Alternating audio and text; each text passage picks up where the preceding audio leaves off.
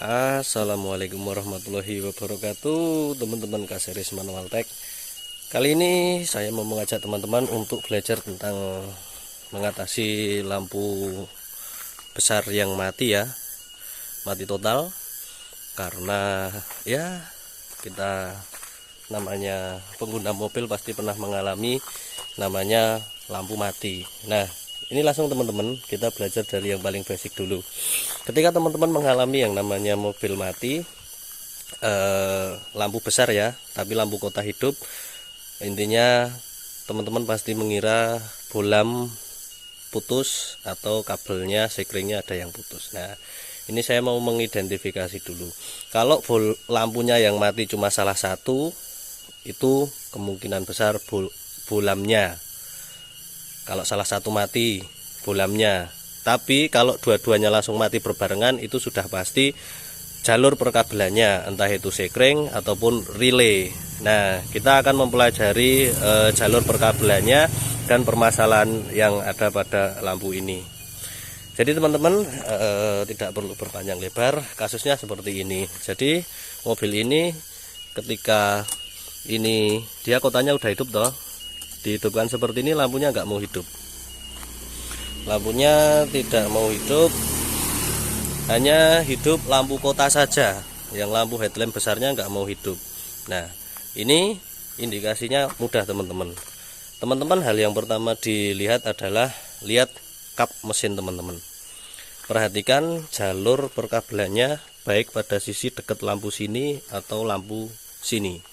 Nah teman-teman, kalau menemukan relay tambahan, ini relay tambahan bukan bawaan pabrik, relay tambahan seperti ini, silahkan curiga kepada relay ini. Nah, ini bisa dibeli di toko spare part. Kenapa kok pada masang ini? Karena untuk meningkatkan watt. Yang aslinya ini bawaan dari pabrik itu 55/60, dinaikkan menjadi 90/100, maka harus nambah relay ini. Nah, kalau masih mau standar pabrik, tentu teman-teman nggak bakal pasang ini. Dan apabila mobil teman-teman nggak ada ininya, berarti jalurnya masih pakai yang jalur orinan pabrik.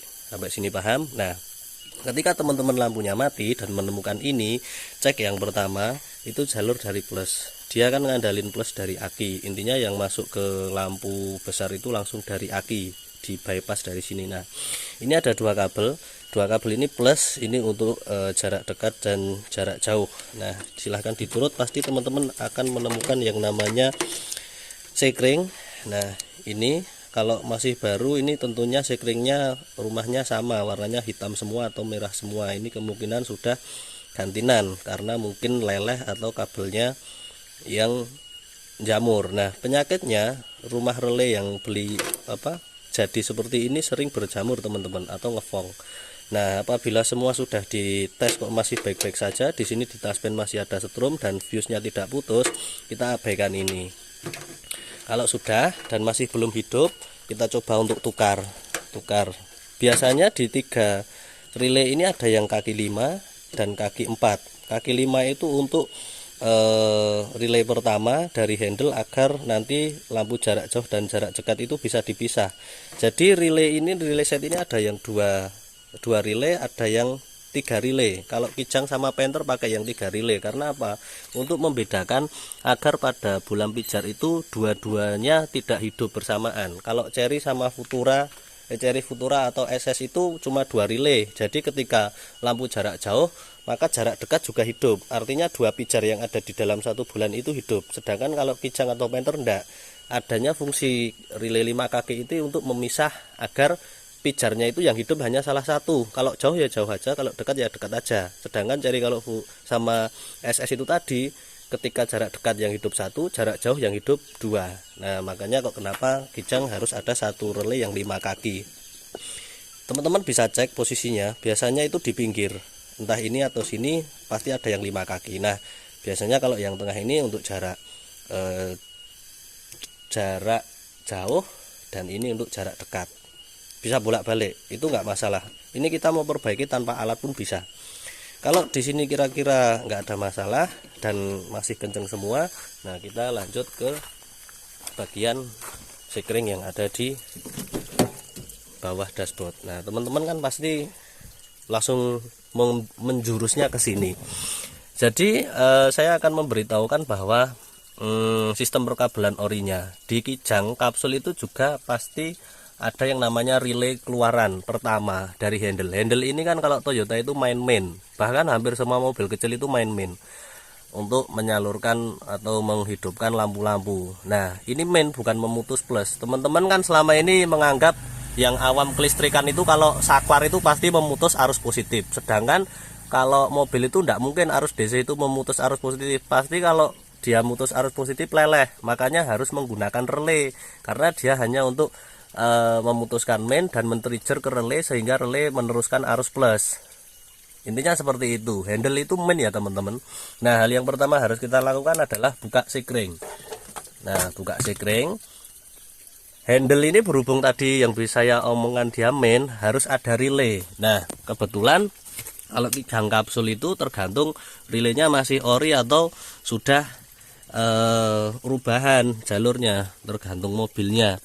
Nah, kalau harusnya kijang kapsul itu masih pakai relay yang bundar kayak kijang Grand Extra punya saya itu. Nah, bundar itu kayak ini. Nah ini penempatannya itu harusnya ada di bawah. Ini saya cari kok nggak ada. Ternyata setelah saya turut ini dia sudah dirubah pakai relay 4 kaki. Dia ada 2 buah, yang 1 buah itu untuk relay kota. Nah, cara untuk membedakan mana atau keluaran untuk relay kota dan relay lampu besar. Ini lampu besar baik jarak jauh dan jarak dekat itu satu keluaran ya teman-teman. Dari handle itu satu keluaran. Nah, ini kita cek, kita hidupkan dulu lampu kota. Nah, kita copot satu. Kalau lampu kotanya dia mati berarti ini relay kota. Coba kita copot ya. Jadi yang pertama harus kita cari itu ini relay ini dulu. Sebentar, nggak pakai tripod susah pegang kamera. Nah, oke ya teman-teman, ini kita sambung lagi. Tadi saya harus ambil tripod. Nah, kita harus nyari dulu ini yang relay yang headlamp atau lampu besar yang mana. Nah, caranya kita cabut salah satu. Nah, terus kita hidupkan handle yang lampu kota. Kalau kotanya masih hidup, berarti yang kita copot ini benar-benar untuk lampu headlamp. Nah, yang satu ini berarti relay kota. Tapi kalau kita cabut kok relay kotanya mati, berarti ini relay kota. Intinya kebalikannya. Kita cuma nyari yang mana atau relay lampu besar. Nah, ini 4 kaki ya teman-teman. Karena keluaran dari handle itu fungsinya hanya untuk merubah atau men-trigger dari arus main menjadi arus plus. Nah, ini ketika kita masukkan dia nggak ada respon apa-apa ya, nggak bunyi cetek dan sejenisnya karena ini kan untuk lampu besar. Nah, jadi sekarang kita udah tahu relaynya dan dites pakai touchpen apakah pada jalur kaki ini aman atau tidak. Kita bisa pakai touchpen DC. Jadi ini kalau ngurut kabel itu nggak bisa tanpa apa istilahnya, tanpa alat. Minimal harus punya touchpen DC ya teman-teman. Bentar. Nah, kita coba akan men-touchpen ini. Kita cari arus minyak dulu. Kita dapatkan dari pintu. Nah, kita cari salah satu yang kaki 30. Kaki 30 itu pojokan ini teman-teman. Pojokan ini itu harus ada hidup touchpen. Nah, ternyata dia nggak hidup. Kita coba cari yang lain. Harusnya yang 30 ini hidup. Kita coba. Kalau tidak hidup, ini ada kecurigaan bahwa di sini ada fuse yang putus. Makanya kita cari di sini ada yang dinamakan ini, posisinya seperti ini. Ada HDRH, ada HDLH. Ini untuk kanan kiri. Nah, kita langsung menuju yang di sini. Secara positioning tadi di touchpen kan nggak hidup, berarti pada bagian 2 ini itu kan sekring lampu atas bawah ini, 2 ini. Yang bawahnya tadi kan, bentar nggak fokus. Yang bawahnya tadi kan AC dan wiper. Nah, berarti kan yang 2 atas itu coba kita cabut salah satu. Oke. Yang atas sendiri kita lihat, oh dia nggak putus, aman. Kita balikkan lagi, kita pasang lagi.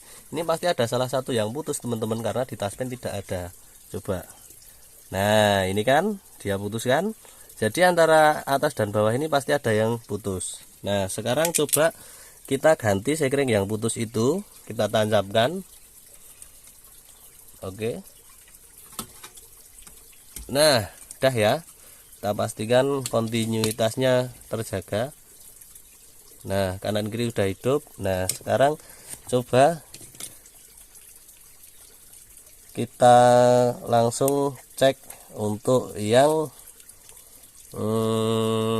relaynya tadi.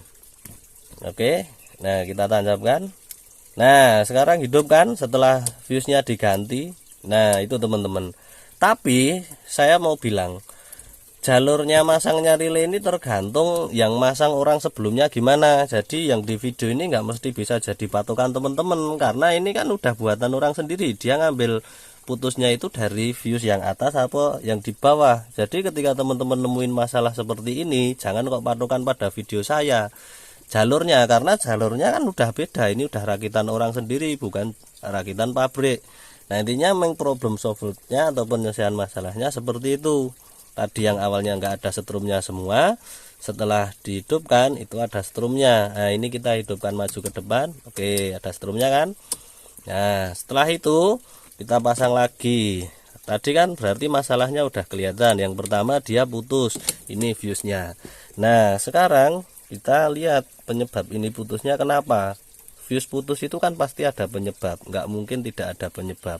Entah itu karena bolamnya konslet atau jalurnya kemasukan air. Nah ini atau juga bisa dari relaynya. Relaynya ini kan harus ada main dan harus ada plus, dia bisa menyebabkan konslet.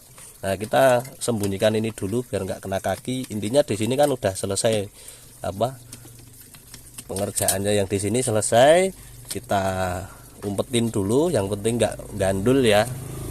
Ini kan pekerjaan orang, saya tuh paling nggak seneng kalau ada sesuatu yang nggak rapi kayak gini. Intinya kalau saya cuma curuh ngidupin, ini kita sembunyikan aja dulu biar orangnya kalau disuruh ngerapiin ya tak rapiin.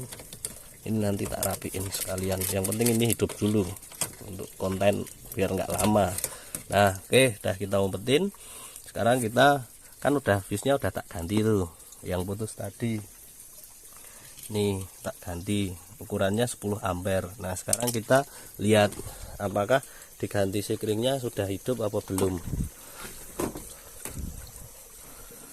Oke, mah lali nih ambil taspen. Oke, ternyata belum hidup.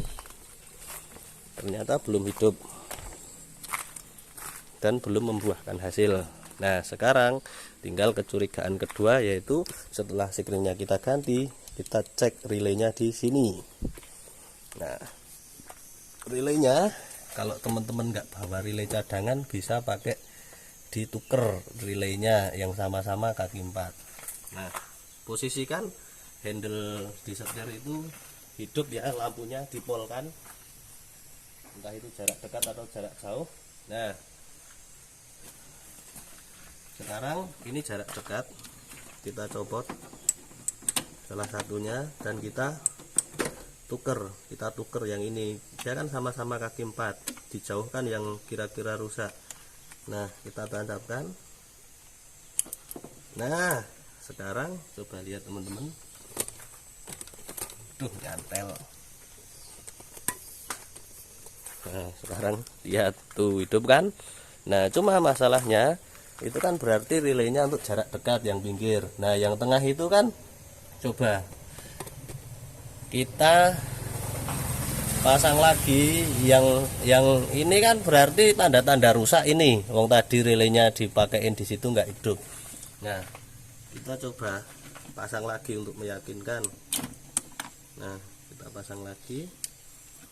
Nah ternyata tetap nggak hidup, berarti fix relaynya itu yang menyebabkan kemarin sekringnya putus. Nah sekarang kita coba pakai relay pengganti. Nah ini berarti yang rusak ya, kita buang di sini, kita pakaikan yang ini, yang jarak lama ditaruh di ini kan jarak dekat. yang jarak dekat kan ini. Nah jarak dekat kan harusnya lebih sering dipakai daripada jarak jauh ya. Kita nanti pakaikan relay yang baru aja. Yang jarak jauh atau dim itu kan jarang-jarang kita gunakan, karena apa? Ya, sorot lampu itu kan lebih banyak yang jarak dekat. Oh nah kita sekarang pasangkan relay yang baru. Nah ini teman-teman, saya mau kasih saran, kalau jarak dekat itu kasih relay yang ampernya besar. Ini kan yang rusak tadi, MX ini yang rusak itu kan 40 ampere toh. Nah saya itu kalau pakai biasanya yang 80 ampere ini. Nah ini yang baru, ini yang 40. Nah jarak dekat itu kan lebih banyak digunakan. Nah ini yang baru kita tancapkan coba.